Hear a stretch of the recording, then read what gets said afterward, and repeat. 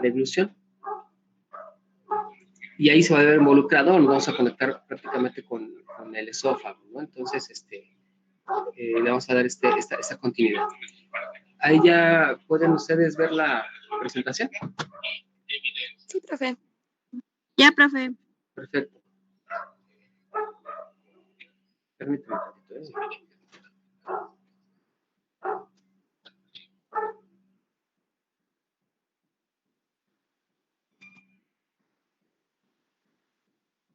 Ok, entonces, vamos a continuar. Y bueno, habíamos comentado ya lo de la masticación, ya vimos las piezas dentarias, ya vimos la secreción de las glándulas salivales. Y ahora vamos a ver, ya una vez que ya se llevó a cabo este proceso mecánico y enzimático de empezar a hacer partículas más pequeñas del alimento que estamos ingiriendo o que ha entrado, mejor dicho, a la cavidad oral, ¿sí? Entonces, sigue el proceso, a esto le sigue el proceso de deglución ya cuando está preparado ese alimento, ya que está convirtiéndose en bolo alimenticio, ya tiene una consistencia adecuada, ¿sí? Recuerden que nosotros en un momento dado no podemos deglutir o pasar o tragar alimentos muy sólidos o alimentos que no estén en las condiciones adecuadas para hacer este proceso. Entonces, antes de la deglución, pues debemos preparar ese alimento mediante procesos mecánicos y enzimáticos, como ya lo vimos, para que pueda ser deglutido. Y precisamente lleguemos el proceso, continuar con el proceso de digestión, de seguir fraccionando esos alimentos. Entonces, este bolo alimenticio debe pasar ahora de la boca hacia el estómago, pero lleva un trayecto. Antes de llegar al estómago, pues tiene que pasar todo un trayecto que está involucrado ahí el esófago. Y entonces aquí podemos distinguir tres fases. Una fase que es bucal, ahorita lo vamos a ver, o también esta fase bucal también es tanto involuntaria en un momento dado, pero también la podemos ser consciente y es voluntaria. O sea, en un momento dado nosotros podemos evitar que este bolo alimenticio pase hacia el esófago o deglutir, o sea, de manera consciente, en un momento dado nosotros podemos impedir que el bolo pase hacia el esófago, ¿no? La deglución. Es una fase, también esta fase bucal es voluntaria. Después viene una fase faríngea, que ya es involuntaria. O sea, una vez que nosotros ya pasamos por esta fase bucal, la siguiente fase es involuntaria y ahí ya pasa el bolo. Y la tercera fase, que es la esofágica, donde va pasando el bolo a través del esófago, que también es involuntaria, para que este bolo llegue al estómago. Entonces vamos a ver la primera. Aquí está, donde, bueno, aquí está la cavidad oral. Esta parte que ustedes ven aquí es el paladar, que es la parte ósea del paladar duro, así lo conocemos también. Cuando les hablan ustedes de paladar duro, estamos hablando de la tercera porción del paladar, la parte anterior y media, que ustedes ven aquí que es un hueso. Y la parte ya que va a conectarse con la faringe es el paladar blando, ¿sí? Entonces, aquí hay paladar duro y paladar blando. Normalmente el paladar duro, una de las funciones que tiene es precisamente que cuando la lengua, que ustedes ven aquí que es un grupo de grandes músculos aquí, hace una oclusión hacia arriba con el paladar duro para que el bolo alimenticio, ya que está preparado enzimática y químicamente, pase, ¿sí?, hacia el esófago, hacia esta sección. Entonces, aquí, en esta parte de la lengua, nosotros en la parte posterior tenemos inervación. Es decir, hay sensibilidad, hay receptores neuronales. Esos receptores neuronales, como ven en la imagen, tienen conexión con el bulbo, con el centro de la deglución. Vean ustedes cuántas veces hemos mencionado el bulbo. Entonces, es una parte anatómica y funcional muy importante. Y ahí, a través de fibras aferentes, como el trigémino, que es el facial, el glosofaringio, que es el par craneal 9, y el vago, que es el 10, esas fibras sensitivas van a mandar una señalización al centro de la deglución, cuando el bolo está aquí, pasando hacia la parte posterior de mi lengua. Va a mandar esta información precisamente para que una vez que, como vemos en la imagen, ya el bolo ya está pasando hacia el esófago, aquí en la orofaringe, laringofaringe, recuerden ustedes que debe haber una oclusión de la epiglotis, debe cerrar. Aquí adelante tenemos a la tráquea. Entonces la epiglotis debe cerrar este conducto para que el alimento no se vaya hacia adelante, hacia la tráquea. Pero esto lo va a hacer porque una vez que los receptores neuronales que están mandando la señal al centro de la deglución, perdón, entonces aquí en el bulbo, las ramas eferentes, las ramas que van a responder a este estímulo, que precisamente son las ramas motoras del trigémino, del glosofaríngeo y del vago, los que acabamos de mencionar, son sus ramas eferentes, entonces van a generar una contracción de la faringe, ¿sí? Aquí bloquea la entrada primero hacia la cavidad nasal, aquí donde está esta línea roja. Este conducto, que es la nasofaringe, se cierra para que el alimento no se vaya hacia mis fosas nasales, no se vaya hacia la nariz, por un lado. Y por otro, la epiglotis recibe el mensaje y entonces baja. Tapa la tráquea y viene y pasa ya entonces el bolo alimenticio. ¿De acuerdo? Y nosotros generamos una apnea en la deglución, o sea, no respiramos en la deglución, porque hay un periodo de apnea, porque está cerrada aquí precisamente la tráquea. No hay manera de que pase el aire. Ustedes ahorita intenten deglutir saliva, pasen saliva, pero al mismo tiempo traten de inhalar o traten de exhalar, hagan cualquiera de las dos formas que les comento, ya sea de inhalar o exhalar, y no lo van a poder controlar adecuadamente, ya que esto es precisamente, nosotros no tenemos un control sobre esto, ¿sí? Ese es un reflejo, entonces no lo podemos controlar conscientemente. Entonces, si ustedes tragan, traten de tragar ahorita, pasar saliva y traten de inhalar, no van a poder. O si llegan a inhalar, pues lo que les va a generar es una broncoaspiración en un momento dado y entonces viene una irritación y tosen, ¿no? Viene el reflejo de la tos. Entonces, ese es un mecanismo en el cual está integrado, como les digo, receptores neuronales a través del trigémino, el glosofaríngeo y el vago, integran la información en el bulbo y regresan esta información en una respuesta motora para que se cierre. Entonces, aquí la nasofaringe, no se vaya el alimento hacia la nariz, y la epiglotis baja para que no pase el alimento o el bolo alimenticio a la tráquea. Bien, ahora ya tenemos este proceso y después el bolo alimenticio va cayendo a través del esófago, todo el conducto, ¿sí? Y entonces aquí lo que va pasando es que la parte proximal del bolo alimenticio, las fibras del esófago donde va pasando el bolo alimenticio se relajan aquí. Se están relajando para que baje incluso por gravedad del bolo, y conforme va pasando el bolo en la parte distal, aquí, esta parte se cierra, se va cerrando, es decir, no se queda abierto, sino conforme va pasando se va cerrando en la parte distal y en la proximal se va abriendo. Y esto va generando que entonces, por un lado, por gravedad y también por el movimiento o por estas contracciones musculares o mejor dicho, la coordinación de contracción y relajación de la musculatura permite que el bolo llegue al estómago, ¿sí? Entonces, a ver, permítame tantito. Ahí está. Ajá. Ahí está.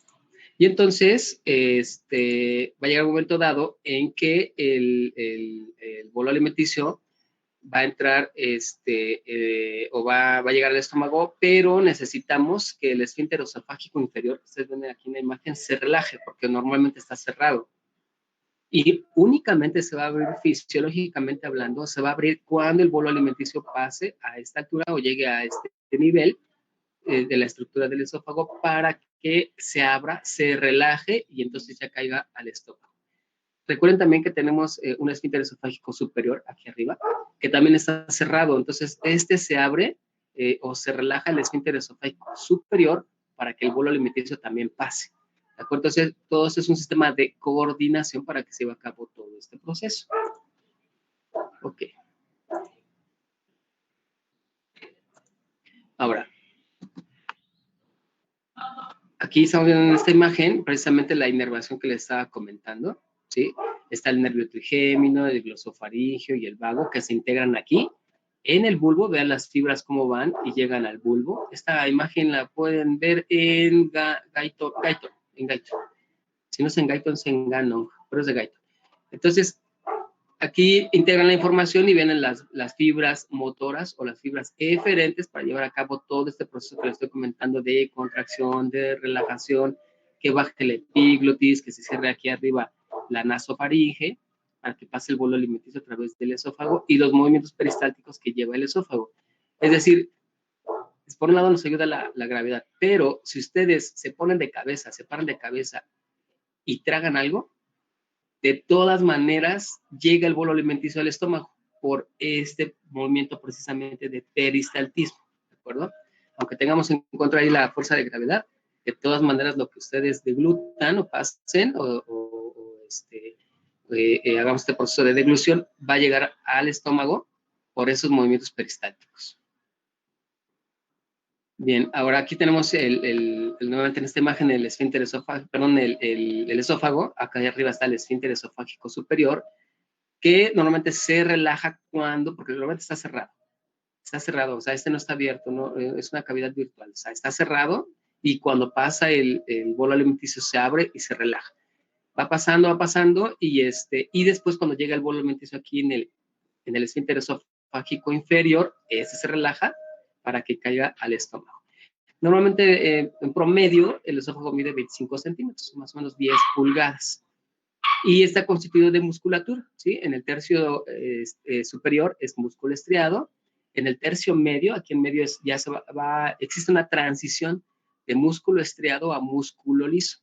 Y de tal manera que en el tercio inferior ya es músculo liso. ¿De acuerdo? Entonces, normalmente el esófago, cuando no estamos ingiriendo nada o no estamos llevando el proceso de deglución, está cerrado. Es una cavidad virtual y únicamente se abre, y más a nivel de los esfínteres, cuando deglutimos o cuando va a pasar aquí alimento o alguna otra sustancia, por ejemplo, cuando ingerimos líquidos. Ahorita vamos a ver que en la inervación que les comentaba, también en el esfínter esofágico inferior tiene una estimulación vagal, o sea, aquí está recibiendo fibras del neumo gástrico, ¿sí? Que es el sistema nervioso parasimpático. Entonces, este esfínter esofágico inferior debe estar cerrado constantemente y normalmente debe tener una presión, es decir, la presión que ejerce este esfínter cuando está cerrado es de 15 a 30 milímetros de mercurio por encima del fondo, o sea, por encima de la presión que está ejerciendo el estómago. O sea, debe tener una fuerza por la cual se mantenga cerrado y el contenido gástrico no se vaya hacia el esófago. También nos protege de eso precisamente el esfínter esofágico inferior. Bien, ¿tienen alguna pregunta hasta el momento?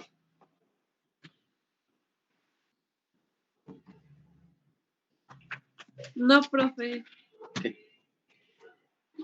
Bueno, esta tabla es únicamente para mostrarle algunas qué sustancias o medicamentos pueden ejercer presión o disminuir la presión del esfínter esofágico inferior. Es como brevario cultural para que ustedes lo tengan presente, son varios. Pero, por ejemplo, en el aspecto que tiene que ver con algún tratamiento, algún medicamento, todo lo que es la metoclopramida, ¿sí? Los antiácidos, la cisaprida, por ejemplo, todos estos que a veces podemos nosotros leer en una receta médica o cuando le recetan algo, sabemos que son para problemas de reflujo, entonces aquí sabemos que esos medicamentos actúan aumentando el tono del esfínter esofágico inferior para que no exista un regreso de contenido gástrico, la indometacina, por ejemplo. Y hay otros medicamentos, incluso alimentos que pueden generar relajación del esfínter esofágico inferior.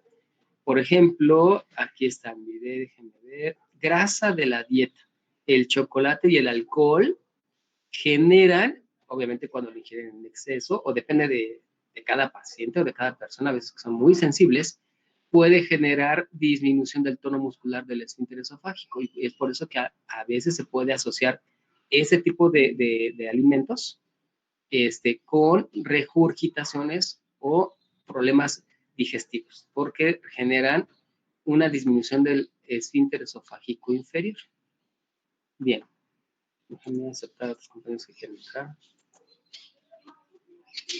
Ahora, en esta siguiente, bueno, es un video. Aquí están viendo, bueno, está como en su rica pizza, vean cómo está masticando, aquí están los molares. Fíjense la secreción salival, lo que está generando, y ya se convierte en un bolo alimenticio. Aquí está la lengua, cómo está ocurriendo hacia arriba, hacia el paladar, baja la epiglotis, pasa el bolo alimenticio, se va relajando en esta área proximal el esfínter, en la de atrás se va cerrando, ¿sí? Por donde pasa el bolo, se relaja el esfínter esofágico inferior y cae el bolo alimenticio al estómago para seguir el proceso de digestión, ¿sí?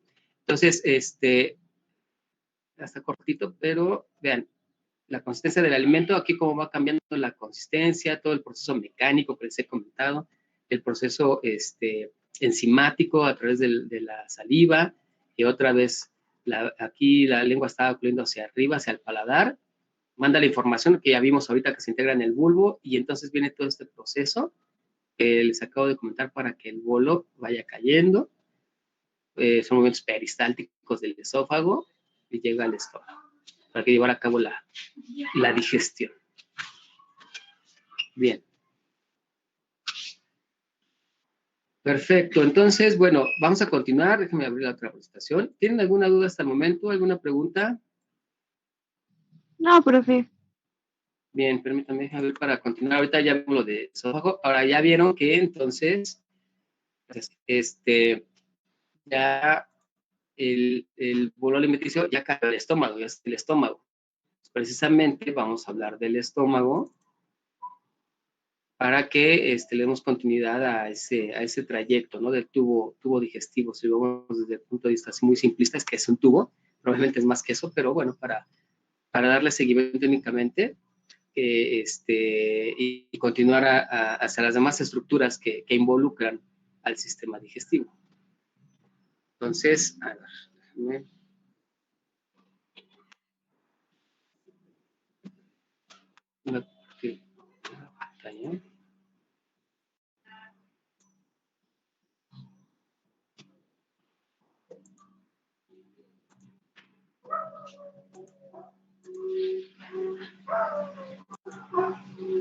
Ok.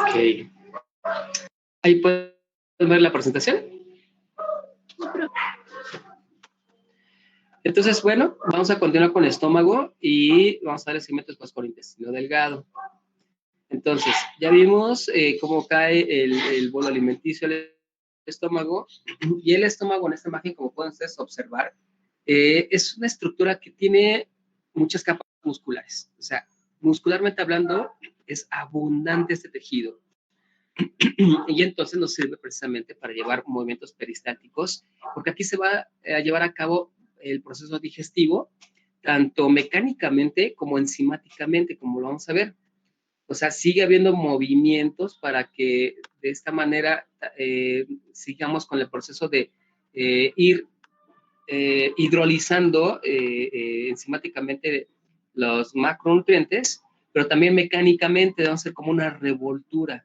Sí, a veces se le compara como si fuera una lavadora al estómago. Y sí, precisamente lleva ese proceso porque debe darle una consistencia al bolo alimenticio, lo debe ir preparando cada vez más para que pase ahora al intestino delgado.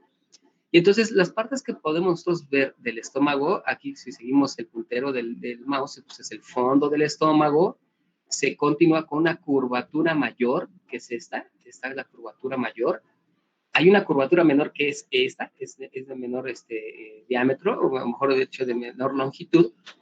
Ya todo eso lo conocemos como cuerpo, ¿sí? O sea, la curvatura mayor y la curvatura menor lo conocemos como cuerpo. Entonces el cuerpo del estómago, y después se continúa con el antro, ¿sí? Aquí está el antro del estómago, es decir, se va estrechando la cavidad como tal para conectarse con el píloro. Aquí que está el píloro, entonces este es el canal pilórico, y hay aquí entre el píloro y el duodeno, que es la primera porción del intestino delgado, hay un esfínter, que es el esfínter pilórico, ¿sí? Entonces recuerden que el de aquí arriba es el esfínter esofágico superior o cardias, y el de aquí abajo, el que se conecta con el duodeno, es el píloro o esfínter pilórico, aquí. Normalmente el estómago mide aproximadamente 25 centímetros desde aquí, desde el cardias, hasta el píloro, ¿no? Y su diámetro es aproximadamente de 12 centímetros. Pero este estómago, recuerden que también se puede distender, es decir, está plegado. Cuando no tiene contenido aquí alimenticio o bolo alimenticio, está plegado, está cerrado, y después se empieza a distender como si fuera un globo. Si ustedes a un globo le empiezan a soplar, empiezan a introducir aire en el globo se va expandiendo. Más o menos pasa lo mismo con el estómago. Y vean todas las capas musculares que tiene. Tiene una capa muscular longitudinal, tiene una capa muscular circular y tiene una capa muscular oblicua. Todo esto para garantizar que el bolo alimenticio que llegue aquí lleve todo el proceso de digestión mecánico y también con las secreciones que tiene el estómago, que tiene glándulas, pues sigue el proceso también de tipo enzimático. Entonces hacemos un acercamiento ahí a la mucosa del estómago y alguna de las funciones del estómago es almacenar temporalmente el alimento. Recuerden, eso es temporal, debe pasar a la siguiente estructura una vez que ya está listo el bolo alimenticio. Debe fragmentar mecánicamente el alimento en partículas pequeñas, que es lo que he venido mencionando con ustedes. Debemos tener una masa semilíquida que se llama, aquí ya se prepara de tal manera que cuando pasa al intestino delgado se llama quimo, ya no es bolo alimenticio porque ya acabó, ya cambió su consistencia, incluso la digestión ya se está llevando a cabo. Entonces ya la apariencia y la consistencia es diferente y eso es quimo. Se empieza la digestión, como comentábamos, de proteínas, de lípidos, o sea, ya se inició en la saliva, pero no son tan potentes estas enzimas. Entonces aquí se sigue el proceso de la digestión de proteínas y lípidos y se va vaciando progresivamente el quimo a una velocidad que resulte compatible con la digestión y la absorción del intestino delgado. Es decir, esto funciona por reflejos, los vamos a ver más adelante. Si el intestino delgado está ocupado, está haciendo su trabajo, ahí hay alimento, o mejor dicho, aquí ya lo llamamos quimo, hay quimo, y este quimo no ha avanzado, el estómago no puede pasar bolo alimenticio o ya quimo hacia el intestino delgado. Tiene que esperarse, tiene que esperar una señalización que le mande el intestino delgado, que ya está desocupado para que pueda entrar otra porción de quimo, mientras no se relaja ese esfínter que yo les comentaba, que es el píloro, a nivel del píloro, ahí no se relaja y permanece cerrado hasta que mande la señalización para que avance ese bolo. También ahí vamos a ver que se secreta factor intrínseco, que es muy, muy importante para la absorción de vitamina B12 en el hilo. Entonces, y no solamente factor intrínseco, ahí vamos a ver cómo se produce el ácido clorhídrico, cómo se produce moco protector, ahorita lo vamos a ver. Ahora, esta es la estructura del estómago, como ustedes están viendo, ya lo platicamos, y el estómago adulto tiene una capacidad de 1.25 litros, o sea, eso es lo que le puede caber a nuestro estómago, y hasta un máximo de su vaciamiento puede ser en cuanto al tiempo de 2 horas, pero cuando son alimentos, ¿cómo se llama? Que requieren de mayor digestión, como las grasas, por ejemplo, o todo lo que tiene que ver con lípidos, se lleva más tiempo. Entonces puede variar desde que nuestro estómago se vacíe de 2 horas, ¿sí? Hasta 4, o es más, puede ser que hasta 6 horas nos llevemos en el proceso de digestión de acuerdo a la cantidad de alimento, de acuerdo a la calidad del alimento y también, muy importante aquí, del tiempo en que nosotros dejemos de ingresar alimento al estómago, ¿sí? O bolo alimenticio que llega del esófago. Si ustedes a lo mejor no están ingiriendo alimento constantemente y no dejan un reposo, entonces precisamente el estómago no va a estar dejando de trabajar y puede retardar el vaciamiento gástrico. Entonces, lo ideal es que se coma con horarios, ¿no? Pero va a depender mucho también de la cantidad y de la calidad de lo que estamos ingiriendo. Bien. Ahora, vamos a seguir hablando del estómago. En esta imagen ustedes pueden notar, o vamos a hablar de la mucosa gástrica. Vean el tejido interno que tiene el estómago. Son pliegues, ustedes ven aquí son como pliegues que se están formando, porque recuerden que nuestro estómago tiene una capacidad de distensibilidad. Entonces, precisamente, cuando el estómago no está ocupado, se repliega, se cierra, Y después, cuando ya le entra algo, se tiene que distender, se tiene que abrir. Entonces, la estructura por dentro de la mucosa gástrica es como si fuera, hagan en cuenta, como un acordeón. O sea, tiene esa estructura. Así más o menos esos pliegues que se ven ahí. Y esos pliegues pues, son de la mucosa gástrica. En esos pliegues, en este tejido, podemos encontrar glándulas. O sea, ahí existen glándulas que van a secretar sustancias precisamente para el proceso de digestión, ¿sí? Y también depende del área donde se encuentran estas glándulas y de lo que secreten, se les pone el nombre. Es decir, tenemos glándulas oxínticas, ¿sí? Aquí como dice el nombre, que normalmente las áreas donde se encuentran es en el fondo del estómago y en el cuerpo, principalmente. Y hay glándulas pilóricas, como dice su nombre, pues están aquí próximas al píloro. Entonces, ¿para qué nos van a servir? Pues bueno, ahorita vamos a ver las funciones. Entonces, recuerden de manera general. Glándulas oxínticas, están en fondo y cuerpo principalmente, y glándulas pilóricas, como dice su nombre, pues están aquí, en el antro, próximo al píloro, ¿verdad? Aquí donde está el esfínter pilórico, ahí están estas glándulas. Entonces, vamos a ver ahorita las glándulas oxínticas, qué son y para qué nos sirven. Dentro de la mucosa gástrica hay hundimientos, como les había comentando, hay pliegues. En esos hundimientos, ¿sí? Que conocemos como criptas, y como dice su nombre, es una cripta, o sea, es un hundimiento, ¿sí? Es como una cueva ahí dentro del tejido.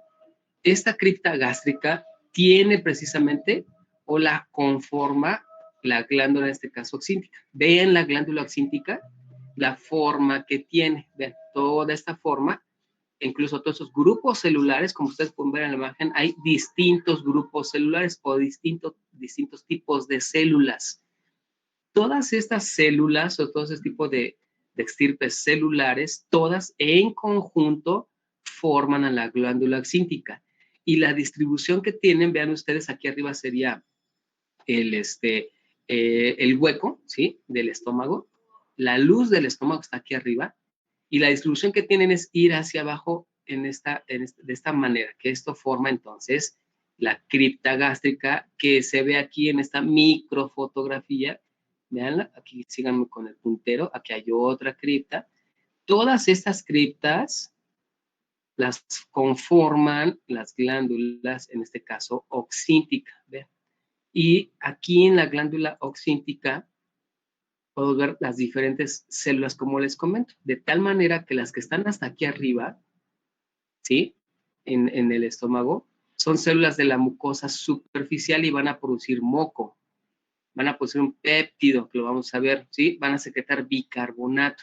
Entonces, ustedes al escuchar que producen moco y producen bicarbonato, esto es porque van a proteger a la mucosa, o sea, van a protegerse ellas mismas y a todas las demás células de la acción del ácido clorhídrico. Si vamos hacia abajo, si seguimos aquí esta forma de las células, vamos a ver que aquí se forma un cuello, que es el inicio de la cripta, ¿de acuerdo? Que son células que vienen desde aquí abajo, se van generando y van subiendo, se van especializando y van subiendo. Y más abajo encontramos, ya aquí dice células parietales. Esas células parietales, ¿sí? Se llaman parietales porque están precisamente ya formando una pared, ¿sí? Aquí está el cuello, después la pared de la glándula. Esas células parietales van a secretar ácido clorhídrico, ¿sí? Van a formar bueno, lo vamos a ver cómo se genera el ácido clorhídrico. Pero ellas son las involucradas en la secreción del ácido y del factor intrínseco, que es muy importante para la absorción de vitamina B12, que son las células parietales. Las células enterocromafines o semejantes a las células enterocromafines que están más abajo, se llaman así porque tintorialmente, o sea, en una técnica de tinción, tienen cierto grado de cromatividad, o sea, son afines a un tipo de colorante, que es el azul de metileno, entonces por eso se ven un poquito azules. Eso ya es en técnicas de histología, ¿no? Y cuando vemos al microscopio, bueno, se llaman así, enterocromafines, y estas células enterocromafines, abreviadas como SL, secretan histamina. Vamos a ver también para qué nos sirve la histamina. Fíjense, histamina a nivel del estómago, ¿no? Cuando a veces la histamina la relacionamos también con procesos respiratorios como alergias, o de las células cebadas, o las células como los basófilos o los eosinófilos que secretan histamina. Aquí en el estómago se secreta histamina. Vamos a ver para qué sirve. Y células principales. Las células principales secretan pepsinógeno y también secretan lipasa gástrica. Lo vamos a ver. Vamos a ver para qué nos sirve el pepsinógeno, pero su nombre ya se los dice, miren, pepsina, pepsinógeno. La pepsina precisamente es una enzima que va a actuar sobre o va a hidrolizar proteínas. Solo que aquí, fíjense, dice pepsinógeno, o sea, no está activa la enzima, ¿sí? Está inactiva. Entonces es un simógeno. No puede activarse porque se activa aquí dentro de la célula, la va a lisar. Entonces no está activa y se va a activar solamente cuando sea secretada, cuando salga a la luz del estómago. ¿De acuerdo? Entonces recuerden bien, tenemos células que producen moco, células mucosas, células parietales que producen ácido clorhídrico y factor intrínseco, células enterocromafines que producen o contienen histamina y células principales que secretan pepsinógeno, ¿sí? Y también lipasa gástrica. O sea, es una enzima que va a actuar sobre los ácidos grasos. Ok. ¿Tienen alguna duda hasta el momento? ¿Alguna pregunta?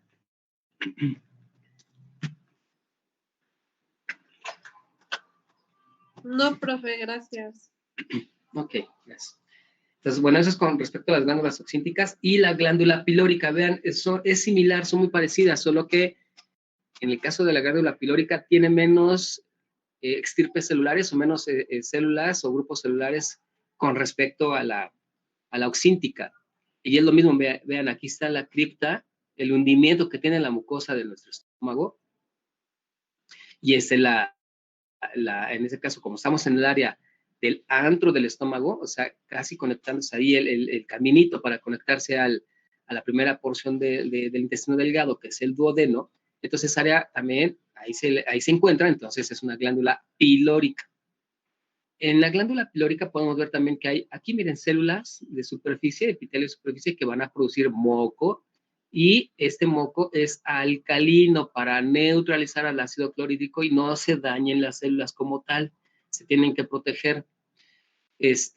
Aquí también a nivel del cuello hay células que siguen produciendo moco, nada más que es un poco más contenido de agua, más acuoso. Y hay células principales que producen pepsinógeno también aquí. O sea, eso es para la hidrólisis, cuando se activa el pepsinógeno de proteínas. Aquí está inactivo. Y tienen células G. Estas células G producen gastrina, como dice su nombre, ¿no? G, la G de gastrina. Estas células, vamos a ver, para qué nos sirve producir gastrina, que es una hormona a este nivel del estómago. O sea, el estómago también produce hormonas. La gastrina se considera una hormona. Ahorita, bueno, más adelante lo vamos a ver. Vamos a verlo cómo se produce y para qué nos funciona. Entonces, recuerden, glándula pilórica, que la estamos viendo ahorita, que tiene células que producen moco, tiene células principales que producen pepsinógeno y células G que producen gastrina. Y aquí está pues lo que producen, lo que les he venido mencionando, ¿no? El tipo de célula, la célula parietal u oxíntica, que está en la glándula oxíntica, produce el ácido clorhídrico, el factor intrínseco. La principal, que es en la glándula oxíntica, pepsinógeno 1 y 2. También fíjense bien, esta hormona que se llama leptina tiene que ver con procesos o está involucrado en alteraciones que generen obesidad. Entonces, también el estómago produce precisamente hormonas.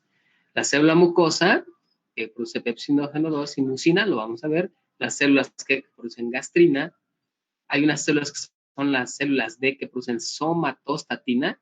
Esa somatostatina es una célula es una hormona inhibitoria. Y las células enterocromafines que producen histamina, como los mastocitos, que a veces puede haber ahí entre la mucosa gástrica, puede haber mastocitos, ¿verdad? Entonces, producen histamina. vamos a ver más adelante cómo estas sustancias para qué nos funcionan. Ahora, en esta imagen ustedes pueden ver precisamente al estómago, ¿no? Aquí está la curvatura mayor, la curvatura menor, el cuerpo, el antro, ¿sí? Del estómago. Y toda la secreción que estamos platicando ahorita que producen las glándulas, van a formar una composición dentro del estómago. O sea, toda la composición de la secreción gástrica consta de todas estas moléculas que están viendo. Tiene cloro, tiene hidrógeno, y ustedes saben que si combinamos cloro con hidrógeno, pues nos van a dar como resultado ácido clorhídrico, tenemos agua, tenemos potasio, tenemos sodio, y esta solución con respecto al plasma es una solución hipotónica, ¿sí? No tiene tantos electrolitos o tantas sustancias como tuviese el plasma de la sangre. Entonces, ¿para qué nos va a funcionar el ácido clorhídrico de manera general? Para la hidrólisis de macromoléculas, o sea, va a seguir rompiendo enlaces de los macronutrientes, tiene un efecto bactericida, o sea, también lisa la membrana de celular de las bacterias, ¿sí? O mejor dicho, la membrana bacteriana la lisa. Y también tiene un efecto que va a activar, o sea, el ácido clorhídrico como tal, activa al pepsinógeno, que es un simógeno que yo les había comentado. Entonces, el pepsinógeno se va a activar y se va a formar precisamente pepsina, que es una enzima que va a funcionarnos para la hidrólisis de proteínas. Y entonces, aquí como les comentaba, dentro de la secreción gástrica, ahí en toda esta sustancia, encontramos al pepsinógeno, encontramos lipasa gástrica, ahí se inicia la degradación de grasas. No es tan efectiva como la lipasa que secreta el páncreas, es más poderosa la del páncreas, pero ya se empieza a llevar a cabo esta degradación de grasas o hidrólisis de grasas. Hay factor intrínseco, que es una glucoproteína para la absorción de vitamina B2 en el ilio, ahorita lo vemos, bueno, más adelante. Y hay precisamente moco y hay bicarbonato para la protección precisamente de todas las células que hemos estado hablando que se encuentran en el estómago, en la mucosa gástrica. Y vean, el pH en nuestro estómago va a variar. Puede variar desde 1 hasta 6, o sea, es un pH ácido, ¿sí? ¿Cómo se va neutralizando este pH? Conforme nosotros ingiramos alimento, ¿sí? Entonces, el pH del estómago, de hecho aquí, por ejemplo, bueno, a lo mejor se puede malinterpretar la imagen, pero les hago la aclaración. Normalmente, el pH entre más bajo sea, pues obviamente es más ácido. Entonces, el pH va a ir variando de acuerdo al alimento que ingiramos, porque aquí, por ejemplo, aquí dice pH 1 con alimento. Realmente lo que nos quieren decir la imagen es que el pH se va haciendo o se va acidificando, por ejemplo, si lo tenemos en 1, va a ir aumentando el pH, ¿sí? Si nosotros ingerimos alimento, o sea, la acidificación de la composición de la secreción gástrica se va haciendo menos ácida o se va inactivando el ácido clorhídrico en presencia de alimento. Cuando entra el alimento, entonces se neutraliza el ácido clorhídrico porque está precisamente contribuyendo a que esas moléculas del bolo alimenticio se vayan rompiendo, o sea, se está ocupando el ácido clorhídrico. Por eso es que el estómago, su pH aumenta, o sea, hace menos ácido en presencia de alimento. Es una manera de neutralizar el ácido clorhídrico del estómago. A través de la alimentación, el propio alimento lo hace. Eso quiere decir que si ustedes o nosotros, o cualquiera de nosotros tiene periodos de ayuno, eso genera aumento en la acidez gástrica y por consecuencia alteraciones gástricas como hiperacidez, distensión abdominal, pirosis, que es ardor en el estómago, regurgitaciones. Y bueno, normalmente se indica tratamiento. Pero a veces simplemente con cambiar los hábitos de alimentación, corregimos muchos de estos problemas y entonces evitamos estar tomando tantos medicamentos antiácidos o como los que vimos que mejoran como la metoclopramida que cierra más el esfínter esofágico superior. Entonces nos evitaríamos estar ingiriendo todos los medicamentos si hacemos cambios en los hábitos de alimentación, si es el caso. ¿De acuerdo? Porque de todas maneras, aunque tomen antiácidos y todo, pero siguen con periodos de ayuno, el problema continúa, ¿no? Entonces, esos son hábitos que ustedes deben identificar para que los puedan cambiar. Ahora, regresamos a la glándula oxíntica. Recuerden, aquí está nuestra glándula oxíntica, porque vamos a hablar de las células parietales, de las células que producen ácido clorhídrico y que también secretan factor intrínseco. Entonces, vamos a un acercamiento a esa célula y aquí estamos viendo en esta imagen, por un lado, aquí está la circulación sanguínea, aquí pasa un vaso sanguíneo. Recuerden que al lado de una célula, ahí en su membrana basal, siempre va a pasar un vaso sanguíneo para proporcionarle, o sea, un capilar para proporcionar todos los nutrimentos que requiere, o toda la materia prima que requiere para la producción de lo que tenga que producir esa célula. En este caso estamos hablando de una célula parietal, ¿sí? Ahora, de la glándula oxíntica. Y de este lado está la luz, ¿sí? La luz de esa cripta que va a conectarse con la luz del estómago. Entonces, podemos ver aquí en el citoplasma de nuestra célula parietal que en el metabolismo, en el citoplasma, ya saben, tenemos agua y tenemos dióxido de carbono. Y vean, otra vez aquí tenemos a la enzima que se encarga para producir o generar que del agua y del bicarbonato se produzca ácido carbónico y en automático el ácido carbónico se disocia en bicarbonato y en iones hidronio. Entonces, aquí estas sustancias que se producen deben ser utilizadas. ¿Cómo se ocupan? Entonces, la enzima es la anhidrasa carbónica. Recuerden, la anhidrasa carbónica, que es reversible incluso. Ya lo vimos que esta anhidrasa carbónica se encuentra en el eritrocito. Ya hablamos que también se puede encontrar en el eritrocito, perdón, estaba ya con el sistema respiratorio. Se encuentra en el eritrocito, ya lo hemos mencionado.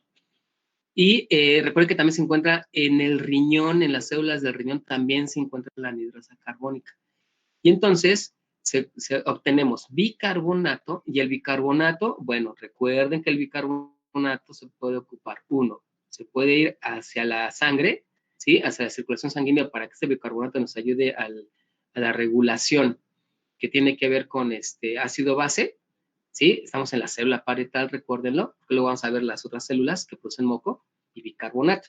Solo que en las células que producen moco y bicarbonato no mandan el bicarbonato a la circulación sanguínea, sino mandan el bicarbonato para la luz del estómago, para la mucosa gástrica. Y entonces sale cloro. Recuerden que necesitamos un intercambiador, una bomba. Si sale bicarbonato, entra cloro a la célula. Recuerden que eso sucede también en el eritrocito, ¿sí? Entonces sale el bicarbonato, entra el cloro a través de este intercambiador y el cloro pasa por el citoplasma de la célula parietal y se va a la luz del estómago y se vierte el ion cloro como tal, ¿sí? Y el hidrógeno que tenemos aquí, que se disoció del ácido carbónico, también sale. ¿Cómo sale? Por una bomba que es la bomba de hidrógeno, potasio, ATPasa, requiere de energía. Entonces, genera que esta bomba, por un lado, entre el potasio a la célula y al entrar el potasio, pues sale el ion hidrógeno. Cuando sale el hidrógeno y se encuentra aquí en la luz del estómago con el cloro, vean ustedes, el ion hidrógeno tiene carga positiva y el cloro tiene carga negativa. Entonces, cargas opuestas se atraen y se forma ácido clorhídrico. ¿Verdad? Ya lo tenemos, ¿de acuerdo? Aquí está. Tenemos el ácido clorhídrico. Y el potasio, bueno, pues normalmente se obtiene también aquí, de la circulación sanguínea. Recuerden, entra potasio, sale sodio por la bomba sodio-potasio ATPasa y este potasio sale al espacio de la luz del estómago y vuelve a entrar a la célula. Es decir, todos estos materiales se reutilizan, ¿sí? El propio cuerpo reutiliza todos sus productos, no los desecha lo menos posible. Todo trata de ser autosustentable, todo lo recicla, ¿de acuerdo?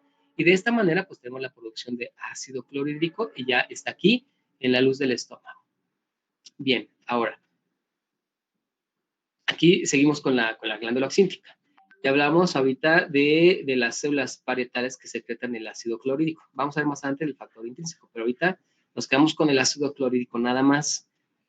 Vamos ahora con las células principales, ¿sí? Les voy a rezar un poquito la imagen. Las células principales que generan la secreción de pepsinógeno. Se los menciono porque el ácido clorhídrico va a activar el pepsinógeno. Entonces, para darle hilo o darle continuidad, no perder aquí la idea de la producción de ácido clorhídrico y también para qué nos sirve ese ácido clorhídrico. Entonces, vean aquí. Aquí está mi célula principal. ¿Sí? Este hundimiento que ven en la imagen está representando a la glándula oxíntica. ¿Sí? Está aquí este hundimiento, esta cripta. Recuerden que están las células parietales que ya producen. Miren, aquí está la producción de ácido clorhídrico. Ya vemos cómo se genera este ácido clorhídrico. Aquí está el factor intrínseco, ahorita hablamos de él, pero aquí quédense con este ácido clorhídrico que me genera que el pH esté entre 2 y 3.5, ¿sí? Y aquí está la célula principal que va a producir o va a secretar, porque recuerden que aquí ya hay vesículas, ¿sí?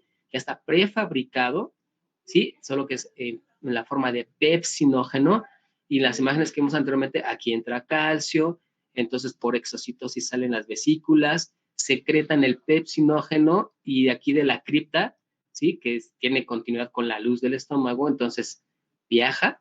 Y aquí está el pepsinógeno, que es una molécula grande. Ustedes pueden ver aquí, es una molécula, una cadena larga, que ustedes pueden ver que tiene dos partes, una roja y una verde, aquí. Bueno, ¿qué es lo que va a hacer el ácido clorhídrico?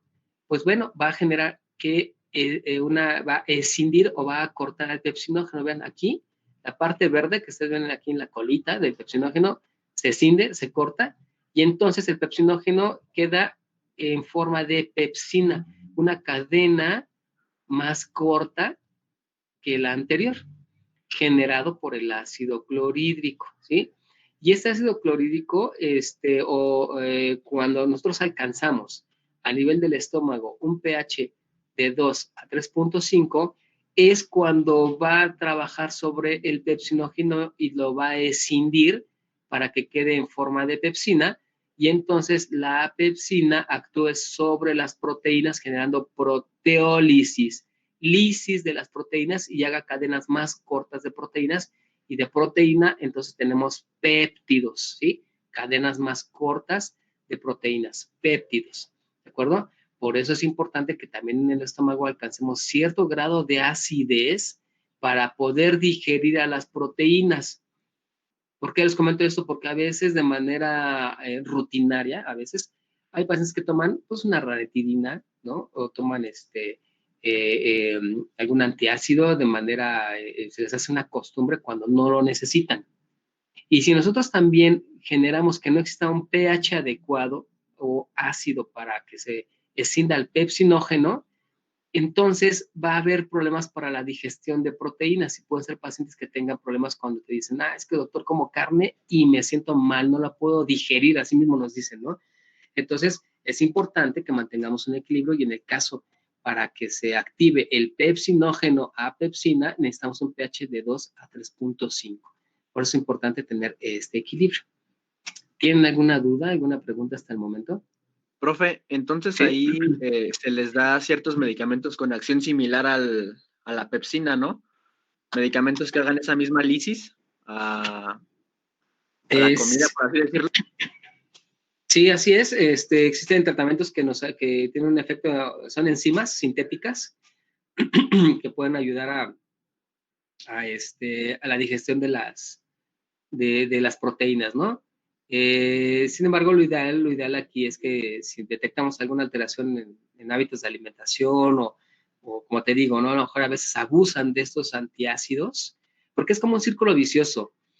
Si son pacientes que no ingieren adecuadamente, ¿no? A sus horas, hay periodos de ayuno y todo esto, pues obviamente recuerden que el pH de nuestro estómago se va a hacer menos ácido, se va inactivando el ácido clorhídrico conforme vamos ingiriendo alimento. Entonces, si las personas o pacientes no ingieren alimento y toman antiácidos, sí les va a ayudar, los va a proteger, van a tener menos molestias, Pero resulta que si no mantenemos un pH así a este nivel, entonces cuando ingieran alguna proteína, les va a caer pesado, ¿no? Va a haber problemas de digestión.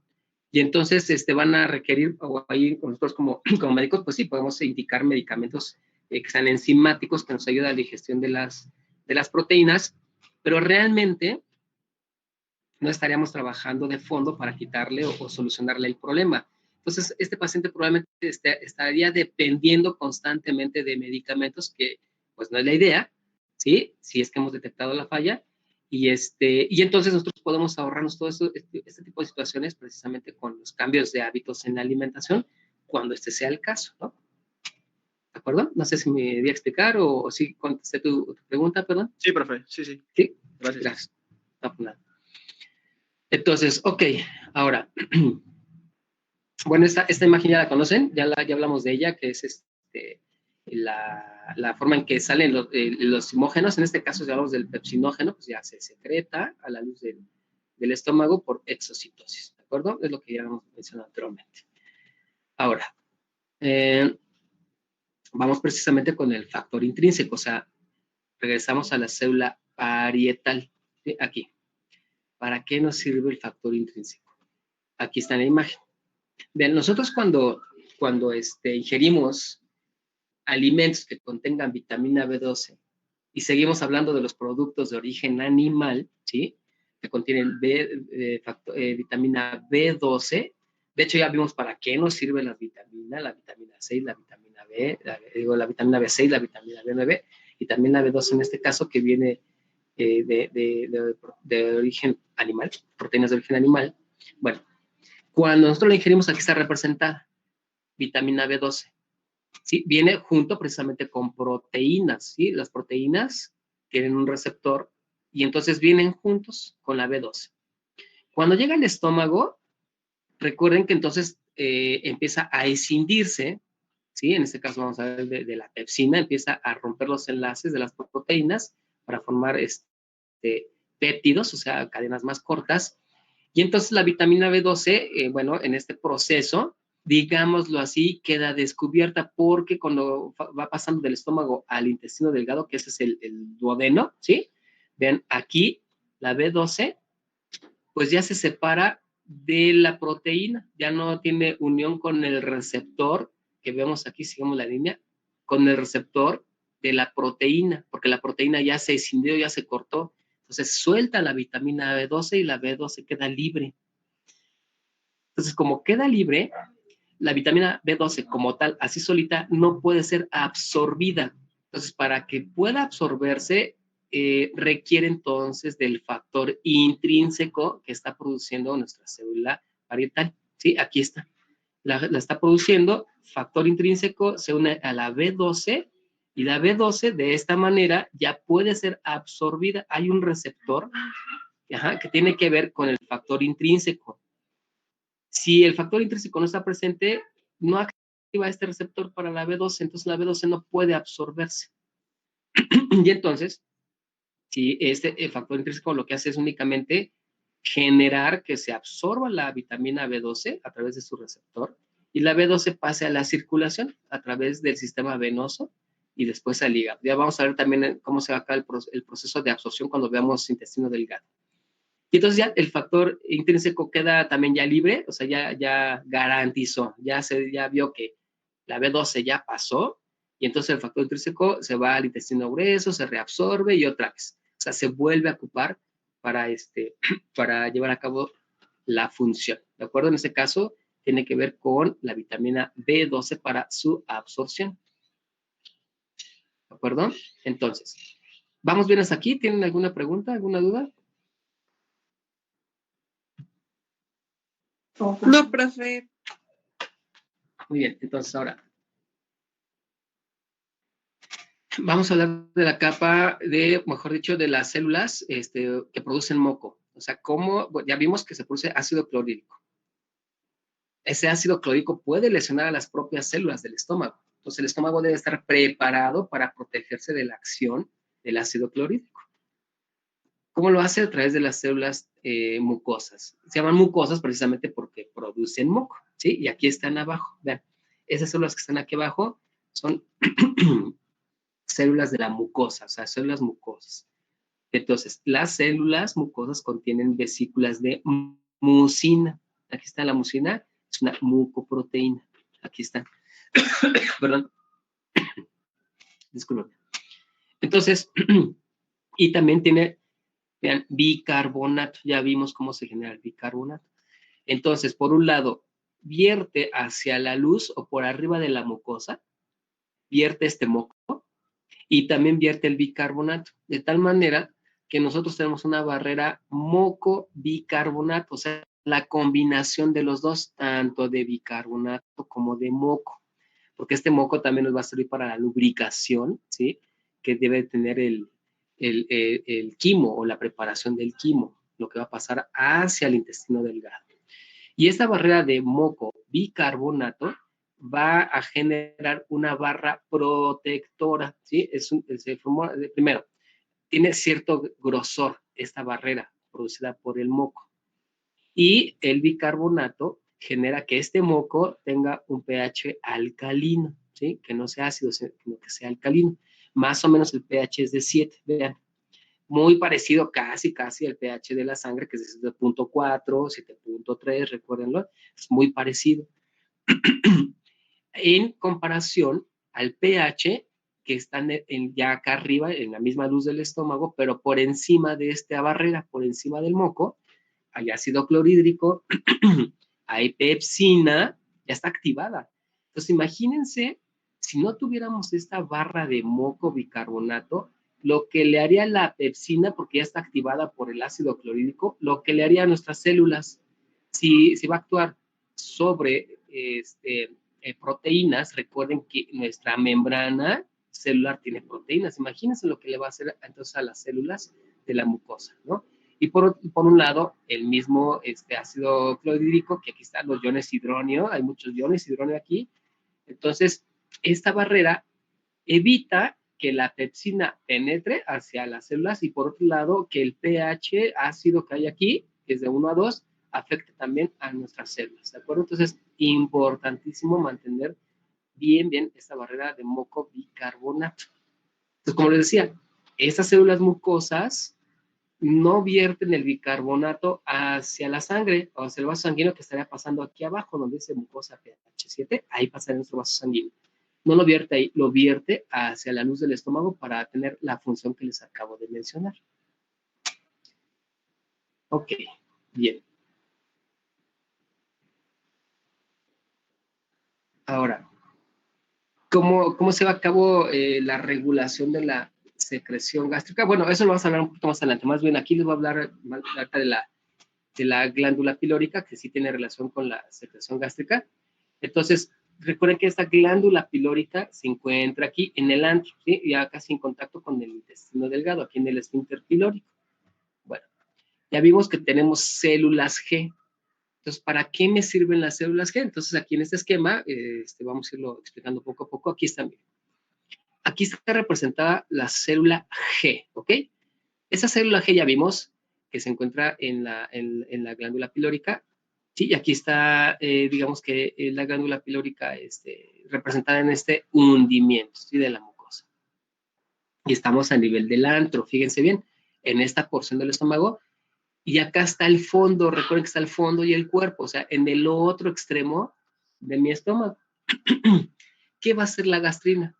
La gastrina, cuando es producida por las células G, aquí vean, hay una circulación aquí interna, o sea, a través de la sangre, la circulación local del estómago, se va a transmitir o va a viajar la gastrina, ¿sí? Aquí viene. ¿Qué va a hacer la gastrina? Vean, va a estimular por un lado a las células enterocromafines. Si se acuerdan, que dije, hay células enterocromafines que están en la glándula oxíntica, o sea, ya estamos a nivel del fondo. La gastrina viajó del antro al fondo o incluso al cuerpo, porque ahí están también del estómago, perdón, porque ahí están las glándulas oxínticas. Y en las glándulas oxínticas tenemos a las células enterocromafines. Las células enterocromafines que producen histamina, que ya lo vimos, esta histamina va a generar un estímulo a la célula parietal. Y la célula parietal ya sabemos que tiene que ver con la producción de ácido clorhídrico. Entonces, la histamina puede estimular, o más bien estimula a la célula parietal para la producción de ácido clorhídrico, por un lado. Por otro lado, ¿qué más hace la gastrina? Bueno, me regreso un poquito. La gastrina entonces estimula a la célula enterocromafin. La célula enterocromafin produce histamina y la histamina estimula a la célula parietal para la producción de ácido clorhídrico. La gastrina por sí misma, también estimula directamente a la célula parietal para que produzca ácido clorhídrico. Y entonces se esté llevando a cabo todo este proceso que les estoy comentando de digestión.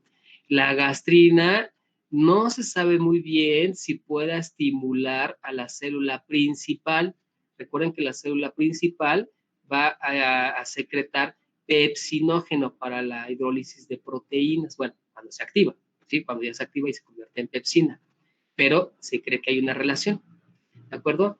Entonces, gastrina actúa sobre células enterocromafines, producen esta histamina y la histamina estimula a la célula parietal y directamente estimula a la célula parietal para la producción de ácido clorhídrico. ¿Quién estimula a la célula G? Cuando en el antro, recuerden que les comenté que el estómago tiene la función como de una lavadora. Entonces, lo que contiene adentro, como tiene esa musculatura al estómago, se está contrayendo, se está relajando y genera que el bolo alimenticio se prepare y se forme ¿cómo se llama? Ese fue el término de la preparación del quimo. Entonces se convierte en quimo. ¿Cómo se convierte? Hace que este contenido gástrico choque con las mismas paredes del estómago y como está cerrado el píloro, ¿sí? Recuerden, está cerrado el píloro y está cerrado el cardias, los dos esfínteres, uno que está arriba y otro que está abajo, entonces funciona como una lavadora porque se está moviendo el quimo y está chocando con las paredes. Llega al antro, llega al píloro, choca y se regresa, se va hacia el cuerpo, se va hacia el fondo del estómago y de ahí otra vez se impacta con las paredes del antro, ahí con el píloro, choca y se regresa. Bueno, en ese proceso, estas células G son sensibles y son estimulados cuando hay presencia de péptidos, o sea, presencia de proteínas. Y esto genera que la gastrina entonces se produzca y esta señalización se lleva a cabo para que se siga produciendo, por un lado, pepsina y ácido clorhídrico para seguir llevando a cabo esa hidrólisis de los macronutrientes. Y también, perdón, esta célula G también es activada por un grupo del sistema nervioso, que es el sistema nervioso parasimpático. Recuerden ustedes que hemos comentado varias veces que el sistema nervioso parasimpático, en este caso, las terminaciones del neumogástrico, estimulan la secreción de glándulas y entonces generan que también a través de la estimulación del sistema nervioso parasimpático o el sistema nervioso simpático como tal, parasimpático, perdón, genere la producción de gastrina y por consecuencia pues todo lo demás que les he comentado. Ahora, también el sistema nervioso parasimpático, como pueden ver aquí en la imagen, como tal la acetilcolina estimula a la célula parietal para la producción de ácido clorhídrico, ¿de acuerdo? Estimula a la célula principal para la producción de pepsina y estimula a la célula enterocromafin para la producción de histamina. Pues como pueden ver ustedes, hay estimulación tanto aquí endocrina, ¿no? De las células G, que produce gastrina, pero también hay estimulación del sistema nervioso parasimpático para la producción de ácido clorhídrico por todas estas vías que estoy comentando, ¿de acuerdo? Ahora, hay un sistema también de protección para que yo no me pase de acidez, ¿sí? Porque aquí estamos produciendo ácido clorhídrico, estamos produciendo pepsina, o bueno, pepsinógeno para convertirse en pepsina, pero yo también tengo que cuidar que no me pase de ese pH ácido, no debe ser tan ácido. ¿Quién controla eso? Las células D. Esas células D también se encuentran aquí en la glándula pilórica, aquí está. Esas células D son sensibles a los iones hidronio y entonces existen muchos iones hidróneo aquí en la luz del estómago, la célula D lo detecta y produce somatostatina. Esta somatostatina es una hormona inhibitoria. ¿A quién va a inhibir la somatostatina? A la gastrina. Le va a mandar un mensaje de que, ¿sabes qué? Ya está muy ácido esta cosa. Aquí está, hay muchos iones hidróneo y mi compadre o comadre no ha comido, no ha ingerido alimento, ya se malpasó por estar estudiando, ¿no? O por tomar clases, o porque también tomó café. Bueno, te vamos a ver, el café estimula a las células G. Y entonces la somatostatina se produce porque la célula D está detectando cantidad excesiva de iones hidróneo y entonces se inhibe la producción de gastrina, ¿sí? Es un mecanismo de defensa. Ok, ya no produzcas gastrina porque ya no podemos tener un pH que sea bajo, ¿no? Nos puede lastimar, puede generar alteraciones. Solo que a veces los hábitos generan que aunque se produzca somatostatina, de todas maneras exista una cantidad elevada de ácido clorhídrico, ¿sí? Y entonces, bueno, pues aquí en la imagen, por ejemplo, podemos ver todo lo que estimula a la producción de gastrina, o sea, las células G. La distensión antral, como les comentaba, ¿sí? La estimulación vagal, los oligopéptidos, que son las proteínas. Fíjense bien, el alcohol y la cafeína generan precisamente la estimulación de las células G para la producción de gastrina, ¿sí? Hay un factor, un péptido, ¿sí? Así se conoce a todo lo que las proteínas que generan la producción de gastrina como péptido de liberador de gastrina. Entonces, todo esto estimula la liberación de gastrina. Y la imagen aquí que ustedes ven con respecto al pH fue lo que les expliqué. Cuando la célula D detecta excesiva cantidad de iones hidróneo, entonces produce somatostatina para que ya no se produzca gastrina y por consecuencia menos producción de ácido clorhídrico. Al contrario, si detecta pocos iones hidróneo, ¿sí? O sea, nos hace falta, ahora sí que nos hace falta acidez, entonces la somatostatina no se produce para no inhibir, sino que al contrario, se siga produciendo gastrina. Entonces, esto todo es un proceso de feedback, ¿sí? De comunicación hormonal a este nivel local para la producción o no de gastrina, ¿de acuerdo? Ahora, la gastrina, la histamina ya vimos que estimulan las células pépticas, también se conocen así, ¿sí? O principales que producen pepsinógeno. Las células parietales que producen ácido clorhídrico y factor intrínseco. Pero no tiene influencia sobre las células mucosas, o sea, la gastrina no estimula a las células que producen moco, ¿sí? Entonces, ¿cuál es la desventaja? Sí estimula la producción de ácido clorhídrico, pero no estimula a las células mucosas para que nos protejan esas células mucosas a través de la secreción de moco, como vimos, de mucina y de bicarbonato para la protección gástrica o para la protección de la mucosa. Esa es una desventaja, ¿no? Entonces, por eso es que cuando nosotros llegamos a tomar café o alcohol y todavía en ayunas, cuando están crudos y se la quieren curar, pues fíjense, lo que están haciendo es aumentar la acidez gástrica, ¿sí? Y no están produciendo o no está estimulando la producción de moco, ¿de acuerdo? Porque se está estimulando aquí directamente a la gastrina. A diferencia de la acetilcolina, o sea, el sistema nervioso parasimpático, o sea, sí estimula, ya vimos, a las células pépticas, ¿no? O las principales que producen pepsinógeno. Sí estimula las células parietales para el ácido clorhídrico y factor intrínseco, pero también estimula las células mucosas, o sea, estimula la producción de ácido clorhídrico, pero a su vez también estimula las células mucosas para que produzcan moco y bicarbonato, y entonces esto nos proteja precisamente de la hiperacidez que podamos tener en un momento dado. ¿Ok? ¿Cómo vamos? ¿Vamos bien? ¿Tienen alguna pregunta, alguna duda hasta el momento?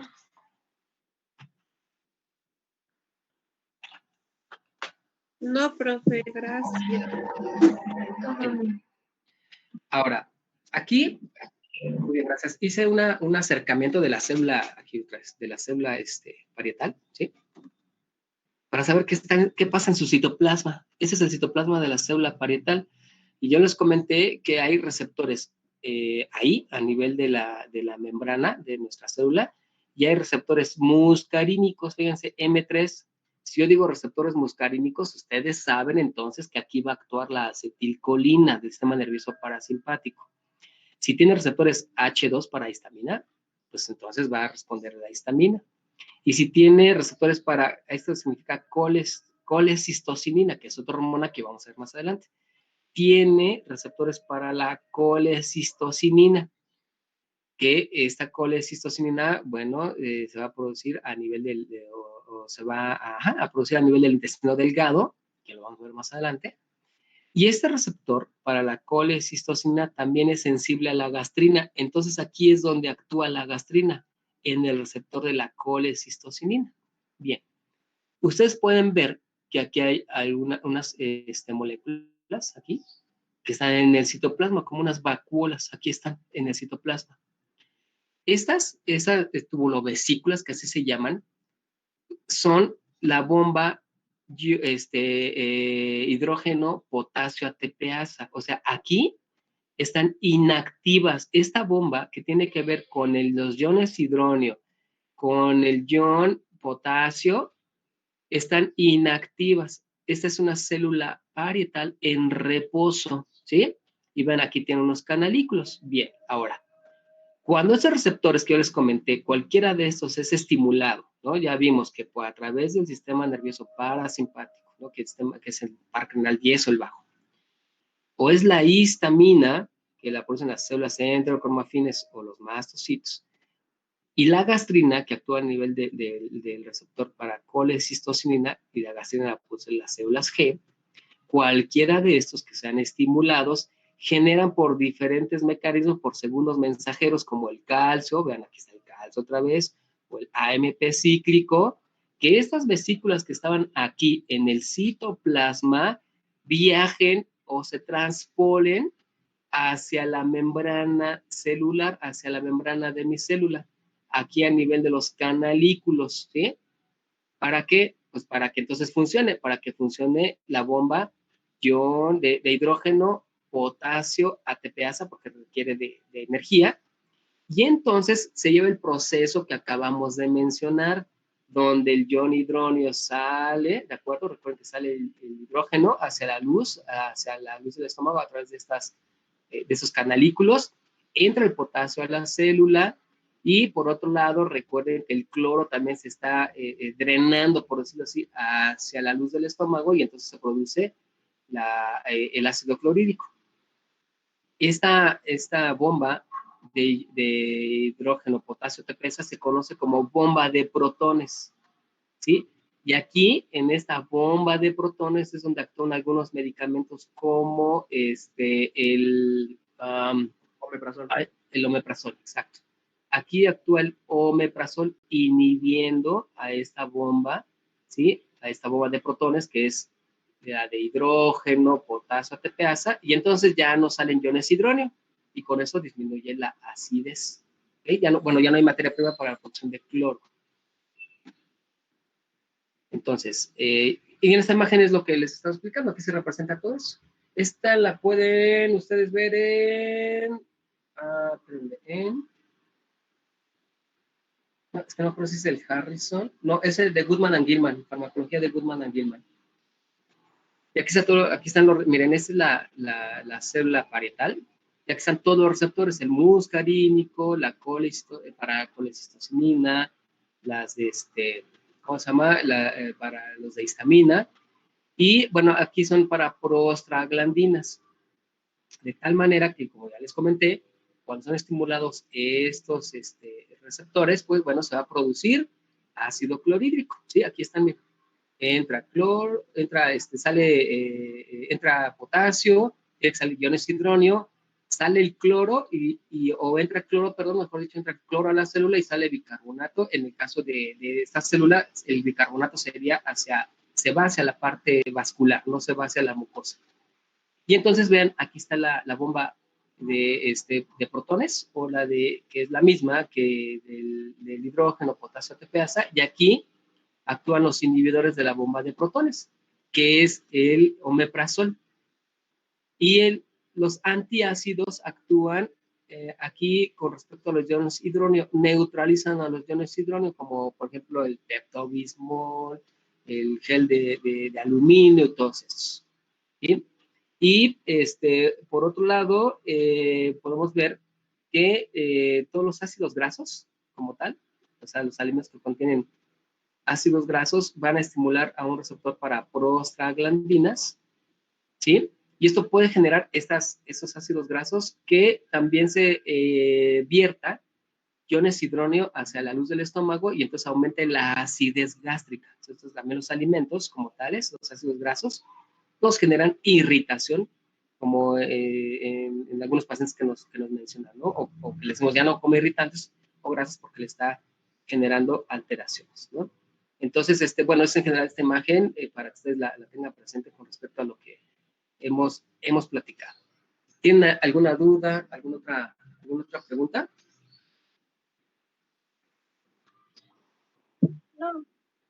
Ok, entonces, ¿qué más les iba a mencionar de aquí? Déjenme ver.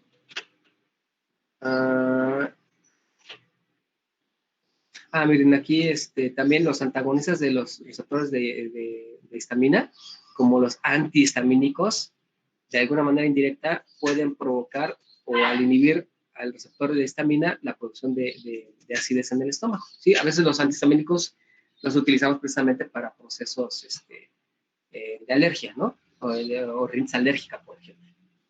Bien. Estas fases ya se os había comentado, las fases de la secreción gástrica, pero bueno, vamos a repasarlo. Recuerden que hay una integración de la información a nivel central, ¿sí?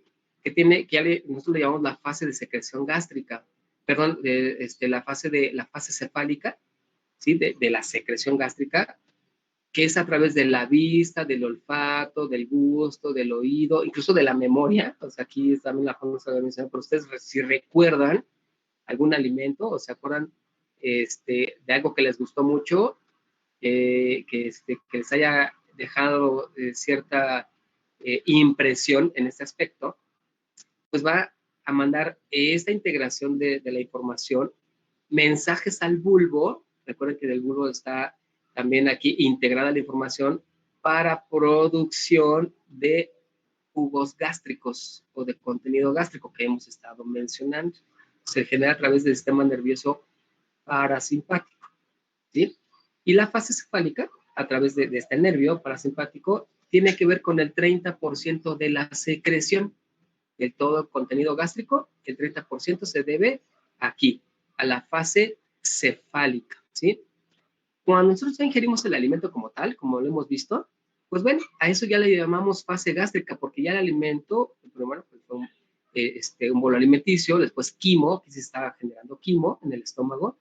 Entonces aquí hay una fase gástrica donde ya hay reflejos nerviosos que ya les he comentado, que secretan precisamente lo que ya vimos ahorita, el reflejo vagal y la estimulación de gastrohistamina.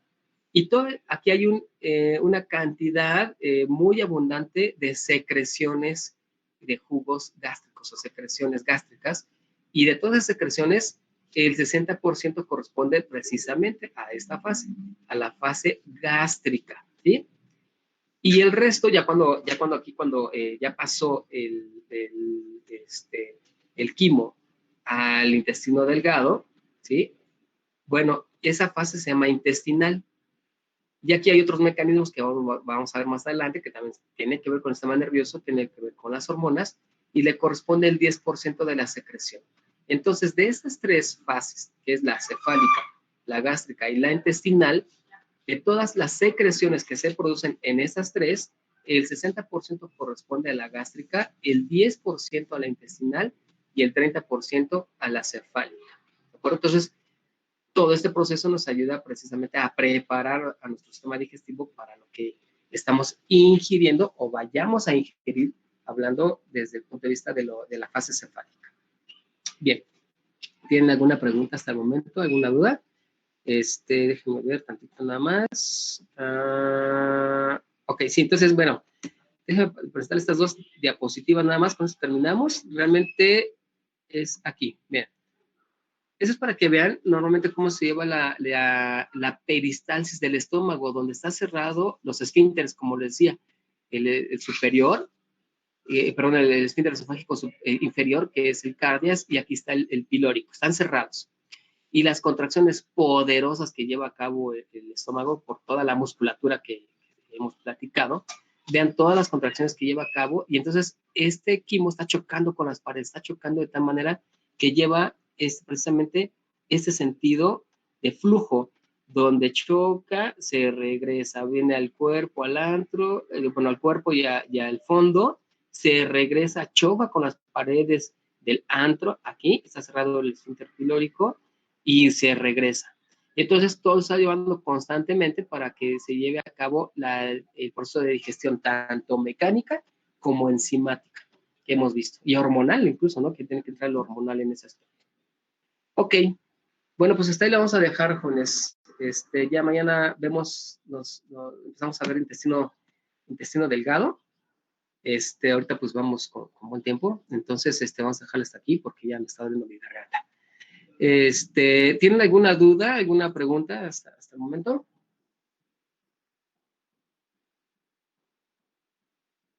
No, profe, creo que no. Perfecto, bien. Entonces, pues bueno, si no tienen algún otro comentario, nos vemos mañana para continuar con intestino delgado y después intestino grueso, que sea el último, y después el reflejo de la defecación. No creo que lo tenemos mañana, pero, pues bueno, ya, porque mañana será la última clase que tengamos, porque nos vamos de vacaciones, y regresando, pues retomamos lo que nos haga falta de sistema digestivo, ¿no? ¿De acuerdo? Sí, profe. Ok, bueno, pues no hay algo más. Me dio gusto verlos, cuídense mucho, váyanse a comer para disminuir la acidez gástrica, ¿vale? Y nos vemos mañana.